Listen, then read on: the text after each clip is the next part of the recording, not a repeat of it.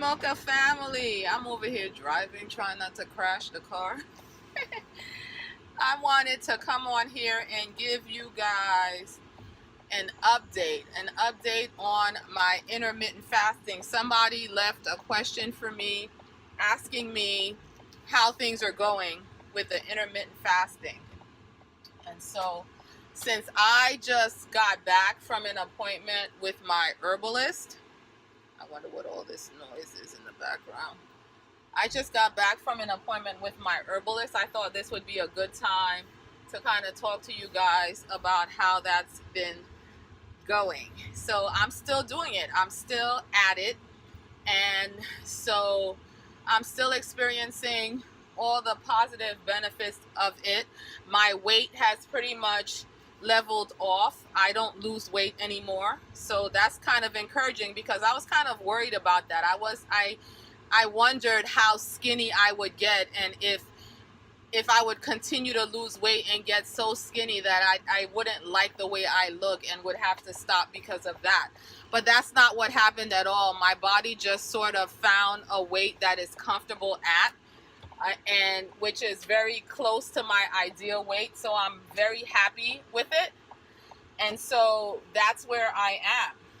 And so if you're worried about that, I would imagine that's a comfort to you as well.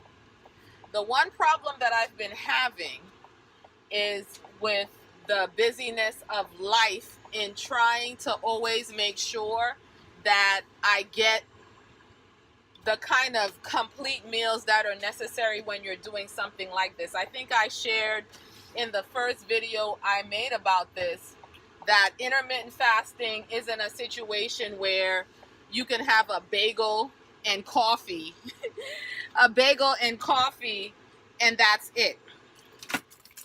Turn the car off, so I'm here where I'm going. But it's not a situation where you can have a bagel and coffee and that's your meal. You really need to have all your nutrients contained in in my case, the 2 meals that I'm having.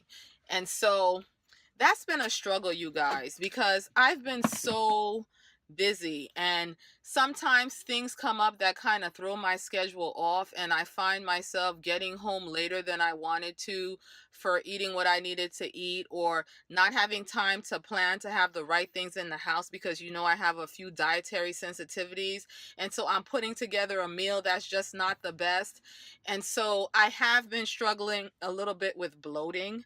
And I think that's because I'm scarfing down my food or I'm not eating the right things. And so I think that's also the reason why my face isn't completely clear. My face has cleared a whole lot, but it's not completely clear. And right now I'm in the middle of birthday season in my house. Like, we have back-to-back birthdays starting in August.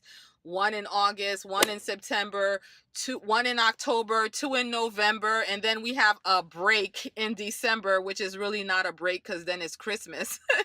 And then we have one more birthday in January, and I'm all by myself in June. But my skin, I've noticed, always looks really bad in the fall, and it's partly because I make a homemade chocolate cake. I make the cake from scratch and the icing from scratch, but it has tons of sugar and butter and things that are not the best for you in it. And my husband makes homemade chocolate chip cookies, and to me they're the best cookies. And even though those kind of things are not a part of my regular diet, that's the one thing I haven't been able to be disciplined about. I go and I enjoy myself some cake and some cookies. And to a certain extent, I don't necessarily want to be rigid about those things, because before any of these things became an issue for me in my diet, they have been such rich traditions in my family. And to a certain extent, I don't want my kids, it bothers them so much when I'm not eating cookies and I'm not enjoying the cake, and I just feel like, okay, just get a couple of zits and eat the cookies and the cake. It's just that there are so many birthdays. So that's one thing I still have to figure out. I still have to work out how to do treats in moderation, how to navigate situations where you're in a place where you're eating what you shouldn't be eating, how to really carve out time for myself for my meals and to find ways to honor them or to have some kind of a backup plan that I can fall back on when I'm having those crazy busy days when it's just not possible for me to create the kind of meal that I know is necessary for my intermittent fasting. And also, at the end of the day, how to be flexible and just realize that you're not going to always be able to do it perfectly. And so that's where I am with it. I'm still doing a 16 hours of fasting, 8-hour eating window, and I eat usually at 10 o'clock in the morning, between 9 and 10 o'clock in the morning. That's my breakfast meal. And I usually have my quote unquote dinner meal like around 3 o'clock. And my body has completely adapted to that so that I'm not starving before breakfast and I'm not starving after dinner. I feel great. I feel fine. I drink nearly a gallon of water every day, and I drink tea in the evening with no sugar in it. In fact, I specifically drink herbal teas that are soothing and helpful for my digestion and things like that. And the occasional latte does happen during the day, and more frequently these days because Wawa has seen the light. And I know if you follow me on Instagram, you know what I'm about to say. Wawa has seen the light and now they offer almond milk as a dairy alternative. So that doesn't affect my face. It doesn't break me out at all. So I'm happy that I can always fall back on that as a treat.